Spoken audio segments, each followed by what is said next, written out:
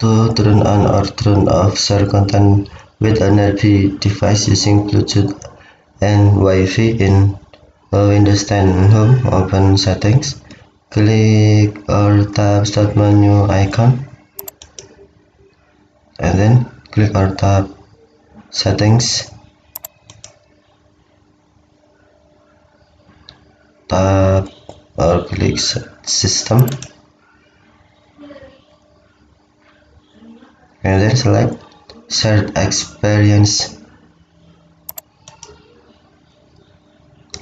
On nerby device, tap Share Content. Tap Share content with a nerby device by using Bluetooth and Wi-Fi. Switch until on to turn on, or tap until off to turn off.